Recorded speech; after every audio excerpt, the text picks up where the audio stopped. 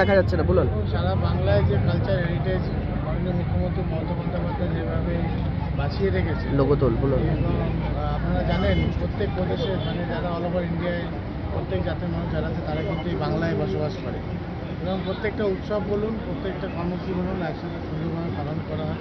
সেই জায়গায় দেখতে পাচ্ছেন এখানে আমাদের যারা হরিজন ভাইরা আছে তাদের আজকে রক্তদান শিবির করেছেন এবং তাদের সংগঠনের নাম দিয়ে আজকে এই রক্তদান শিবির এবং সেই কর্মসূচি একমাত্র দেখতে পারবেন সারা বাংলা জুড়ে, যেখানে মাননীয় মুখ্যমন্ত্রী মমতা বন্দ্যোপাধ্যায় ভালোবাসা এবং আশীর্বাদে স্বতঃস্ফূর্তভাবে মানুষের পাশে থেকে মানুষের কাজ করে যাচ্ছে। আমরা আশাবাদী যে বাংলার মানুষ মাননীয় মুখ্যমন্ত্রী মমতা বন্দ্যোপাধ্যায়ের সাথে আছে এবং এইভাবেই কালচার এটা যেভাবে আমরা সকলে মিলে ঐক্যবদ্ধ হয়ে পালন করছি সেটা এই সাফাই কর্মচারী দলিত ভাইদের উদ্দেশ্যে কি জানাবেন আজকে? ঈশ্বরের কাছে এই প্রার্থনা করব ওনাদের সকলকে ভালো রাখুন, সুস্থ রাখুন, যারা রক্ত দিচ্ছে তাদেরকেও ভালো রাখুন, তাদের ফ্যামিলিকে ভালো রাখুন এবং ওনাদের যেই প্রার্থনা আছে ঈশ্বরের কাছে সেটা যেন পূরণ হোক এবং ওনাদেরও ভালো হোক, ওনাদের সকল যারা মেম্বার রয়েছে তারাও ভালো থাকুক এবং তারাও উপকৃত হোক। দলিত সম্প্রদায়ের মানুষের মুখে আজকে কিন্তু বিজেপির বিরুদ্ধে আরেক হুঙ্কার শোনা গেল, সে বিষয়ে কিভাবে দেখছেন?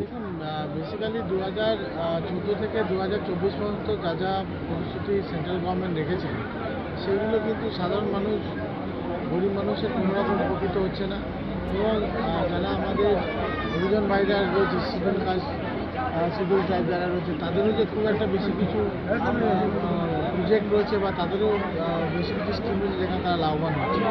একমাত্র বাংলায় মাননীয় মুখ্যমন্ত্রী মমতা বন্দ্যোপাধ্যায় স্কিমে কিন্তু সবাই উপকৃত হচ্ছে এবং লাভবান হচ্ছে এবং তাদের ফ্যামিলিগুলোকে তারা কন্ট্রোল করতে পারছে। কিছু নেই, তিনি গুন্ডা সাংসদ, একজন ক্রিমিনাল। আপনারা জানেন ক্রিমিনাল বলতে বাধ্য হচ্ছে এই কারণে ওনার নমিনেশনে 165টা কেস দেখতে। আমার মনে হয় জেলে যারা এখনো পর্যন্ত যেসব কেদিরা আছে এই অল ওভার ওয়েস্ট বেঙ্গলে যতগুলো যত না কেস নিয়ে তার থেকে বেশি কেস ওনার রয়েছে।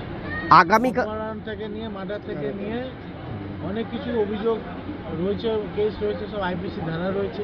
তাহলে একটা ভালো মানুষের এতগুলো ধারা হয় না, পলিটিক্যাল কেস নয় এগুলো, সব নন পলিটিক্যাল কেস। এবং ভেরি রিসেন্ট আপনারা দেখতে পারবেন ওনার বিষয়ে আরও কিছু তথ্য উঠে আসবে, সারা ব্যারাকপুরে মানুষ দেখতে পারবে এবং আপনারা ভালো মতন জানেন 19-এ যে তাণ্ডব আপনারা জানেন ভাট পরিষেবা দিয়েছে এবং মেঘনা মিলে তো অনেক কিছু জানা পরিচিত রয়েছে।